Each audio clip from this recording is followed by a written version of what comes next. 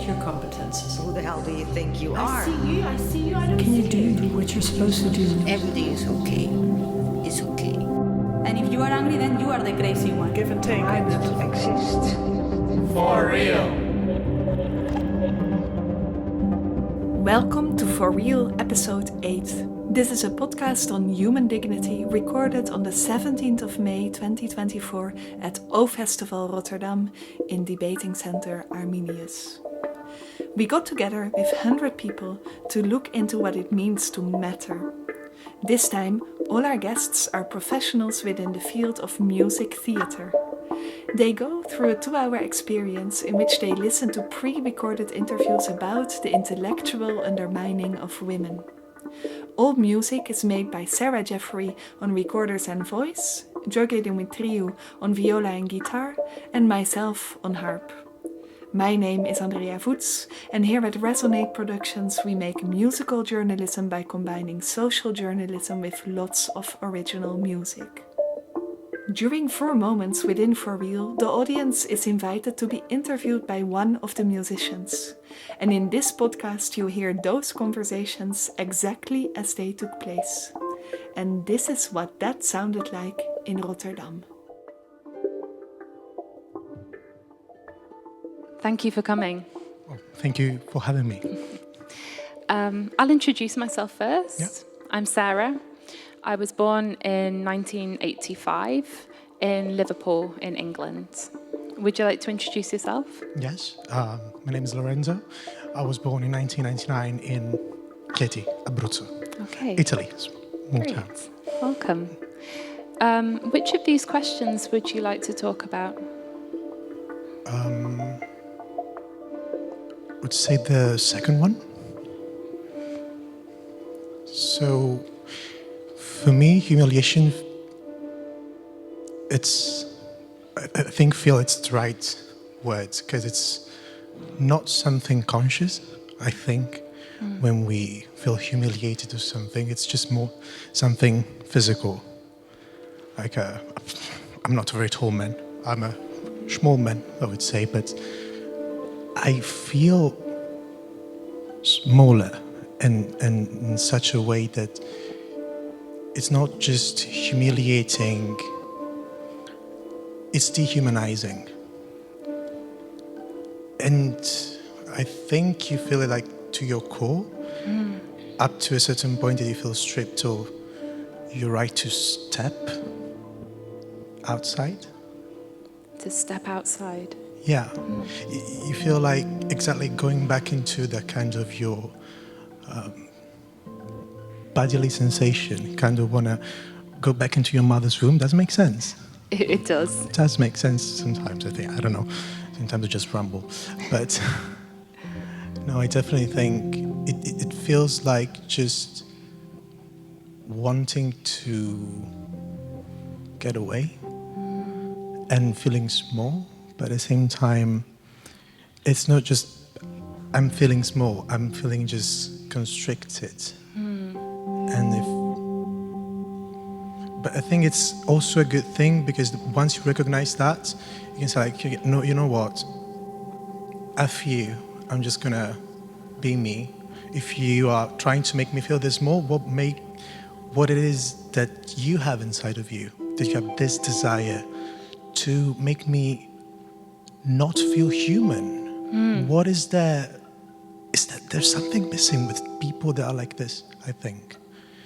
And so when I feel humiliated, I just try to turn my humiliation in kind of gentleness and tenderness toward the person. Be like, there's definitely something that happened there. I'm not a saint, I'm not going to tell let's discuss it together, because but I kind of, and it's not pity, it's just maybe somebody else did that to you and you left yourself in your mother's womb. You didn't step out. And that's my 2 cents about what it means to feel humiliated for me, I think. Wow. Thank you for sharing that. I love how you turned it from this feeling of humiliation to gentleness and tenderness. And I think that's something that we can take with us. Thank you so much. Thank you for sharing. Thank you for giving me the possibility.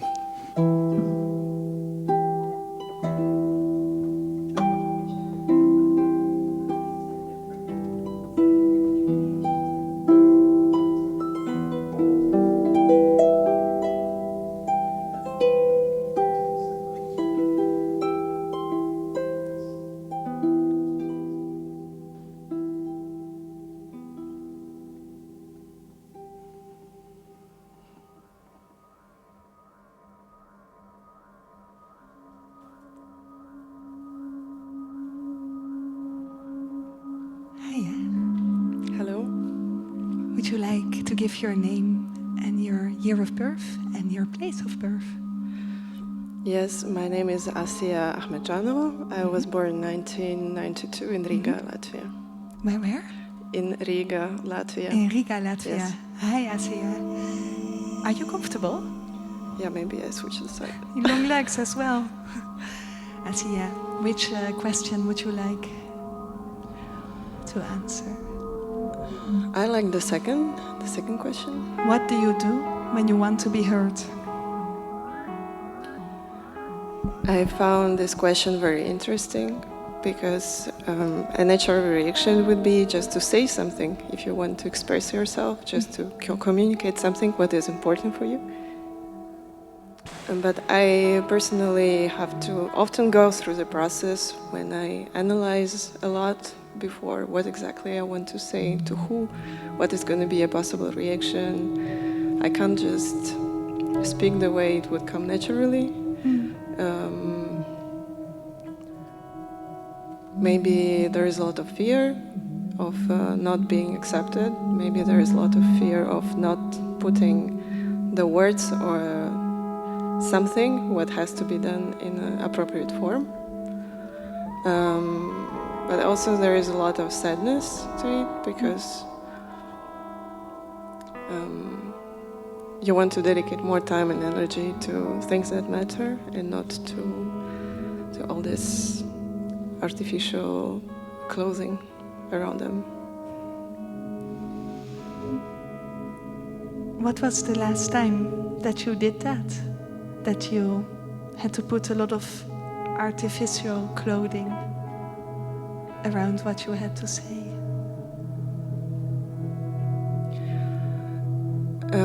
The last time I decided to quit something I was dealing with for many years. Mm-hmm.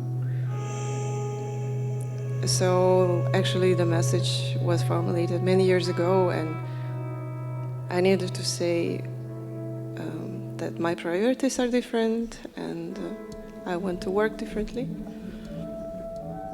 and maybe to live differently.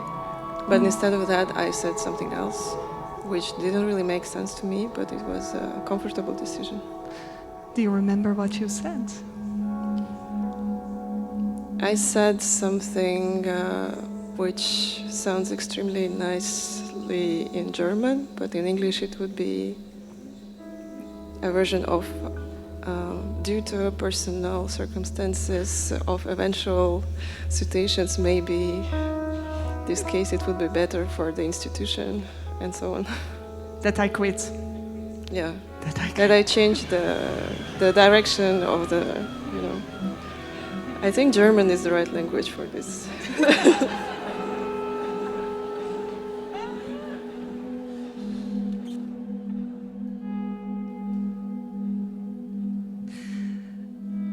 Last question. What does it do to you to have to put in that artificial clothing, as you call it so nicely, around what you actually mean?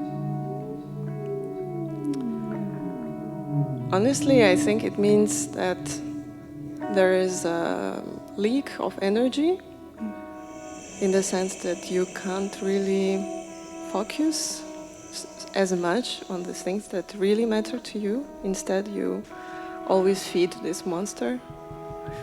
And you don't even notice that, but you suddenly feel yourself really tired just because all the resources and energies went there. However, I have to say that with this quality you can literally master your skills and being very polite to the others, which I'm also quite proud of.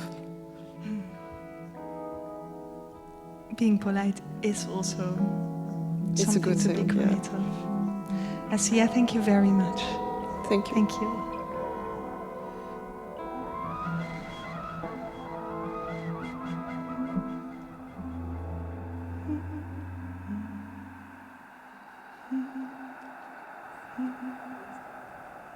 Now you have a chance to come to the middle, to interview each other for a few minutes.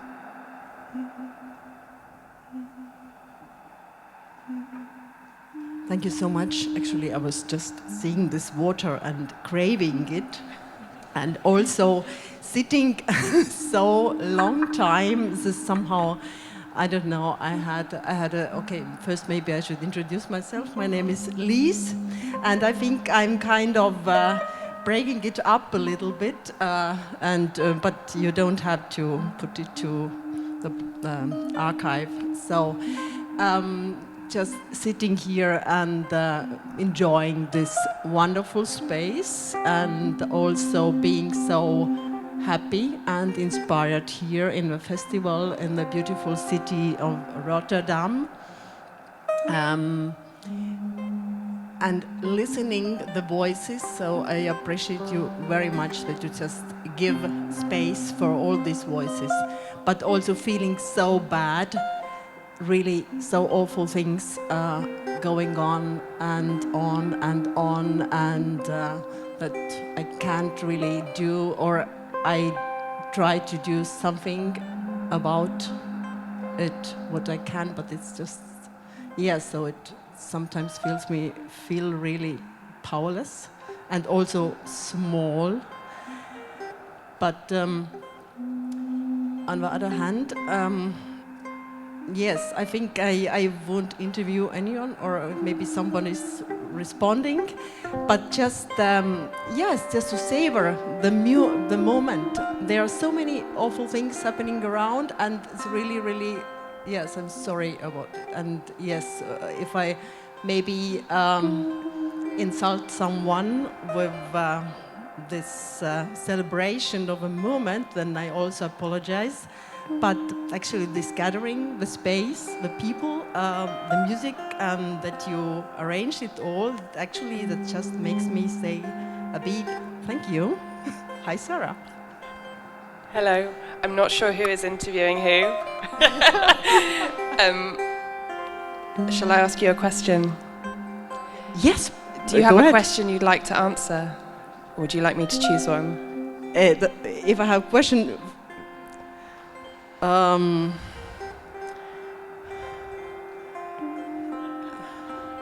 yes, to my mother, I think I've never said too much thank you. Are you a mother? Yes. And is that what makes you want to thank your mother, or did you want to do that before you had your own children? Also before, but I never did it enough, sure.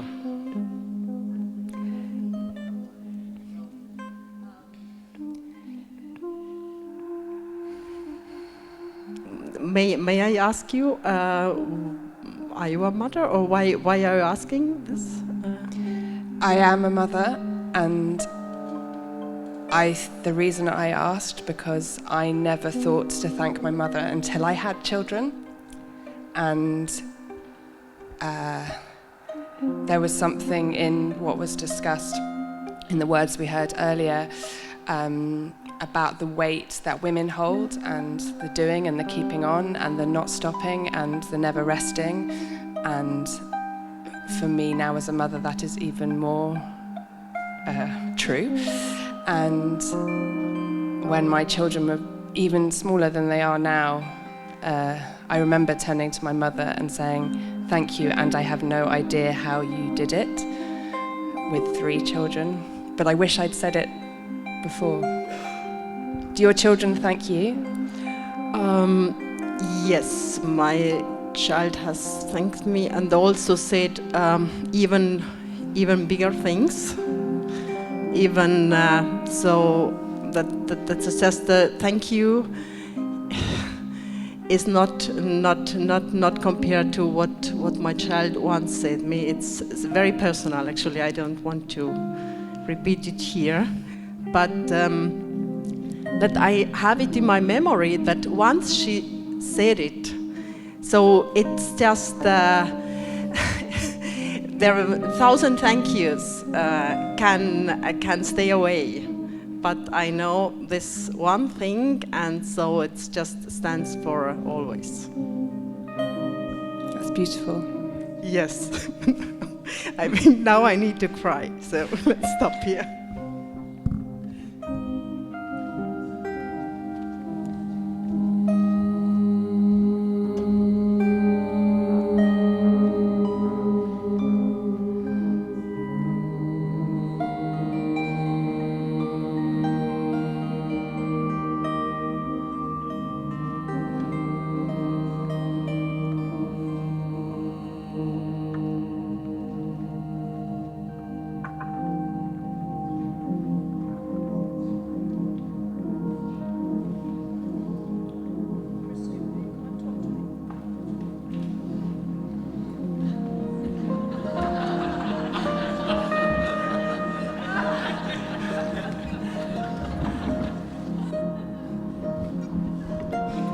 Hello everyone, I am Mary and I'm probably the oldest person in this room, and I wanted to say, actually, and I don't want to cry, I wanted to say thank you to the men in this room for listening to this.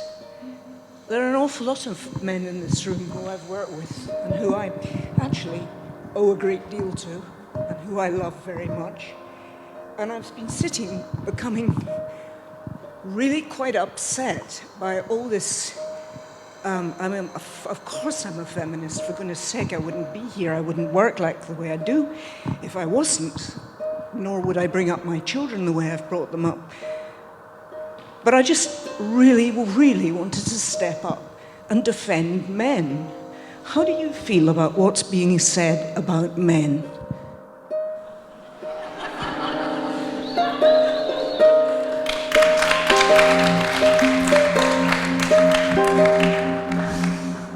Dear Krystian. Hi, I'm Krystian. I was born in Warsaw in 1983. It's a weird feeling. It's, as a gay man, you always feel that everything bad that is said about men resonate with you. And a lot of the struggle that women share resonate with you equally. So you feel like this strange betweenness of one body being the oppressor and the oppressed at the same time. Yeah, I can imagine that. I feel that. One of the things that also, I have to say very truthfully, in my working life, I've had a lot more humiliating experiences and experiences where I would have perhaps liked to say to my mother or whatever, but of older women being very, very unkind to me and very trying to keep me down, to humiliate me. Now, I don't know where I grew up. I was born in a very small seaside village in Scotland.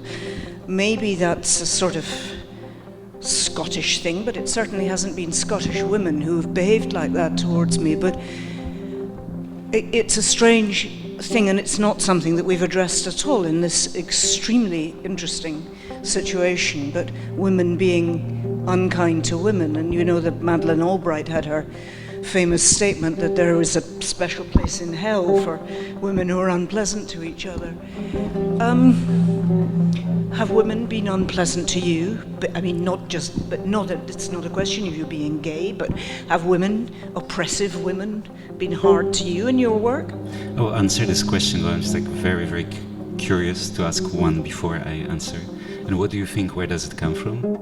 Why the older women that you mentioned right now, that you describe right now? Why did they feel this urge or this invitation to offend you? Well, it's very lovely what you said earlier about somebody who humiliated you, that I think you have to recognize that it perhaps isn't about you at all. It's about something that's hurt them in the past. It's about something they might be angry about, which is absolutely nothing to do with you. And I think that's probably the only way that one can deal with it, is out of some kind of kindness, which I'm not always capable of, if I'm honest, although I do try. Makes sense. To answer your question, as an opera stage director, I'm often in the situation of somehow by circumstances being put in a duo with a conductor. And since I work for pretty traditional European opera houses, it's very often a duo of me representing the queerness, maybe the openness to experimenting, and on the other hand, it's very often a white heteronormative man who graduated from conservatorium, not from invention lab. So having as well a very certain idea about what his function in this project is. And then very often we are both confronted with a female figure in this process that makes it happen, that organizes this. Oh, this might be a production leader, this might be manager of orchestra. You know, it's not always yet intendant, but it's the person that actually makes the boat go further. And very often those women are coming from, I would say, let's call it senior generation, mature generation. And it's interesting that very often they would recall the times in which they grew up professionally. They very often mention the whole army of men that shaped them. They will always refer to them as maestro. This maestro really influenced who I am right now. So you start thinking like, okay, I understand quite some things, how you behave right now. And I must say that I very often found myself in a situation in which I was facing their incapability to deal with any other kind of masculinity than heteronormative, divisive, machoistic masculinity. And she couldn't describe any other value to softness, kindness, empathy than weakness. Yes, I found myself a few times in this situation. Interesting. Thank you. I think we've probably said enough. Anyway, let's all stay open to everybody. Can we please? Thank you.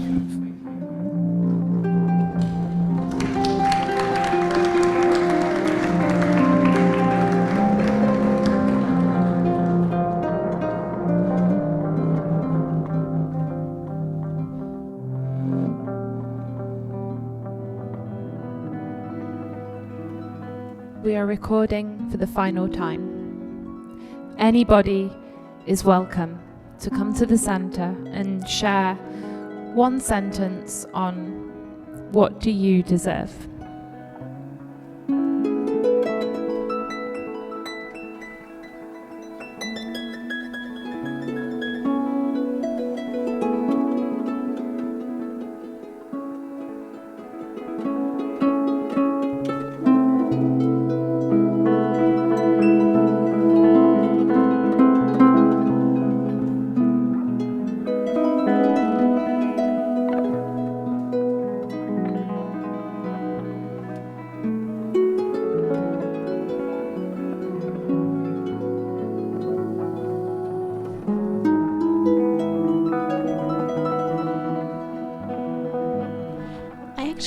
Found out that we women do a lot of these things to ourselves.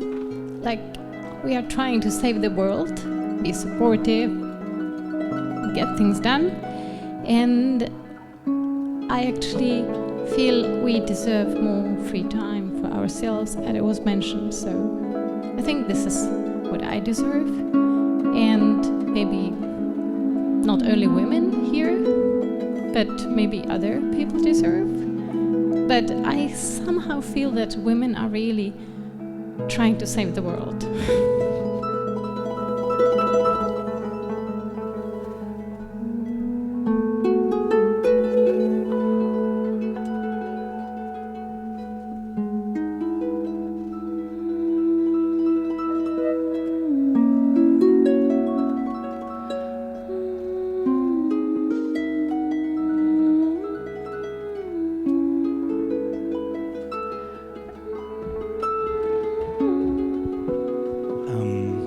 What do you deserve? What do we deserve? I think the key word for me is respect each other. And if we talk about migration, if we talk about gender, for me it's all about just paying respect to each other. And I'd love to make you think, let's be careful not to be divided. There's a hierarchy now of minorities, and maybe there's a political plan behind it. The more the division, the better the rule. So my thing would be, let's just not get divided.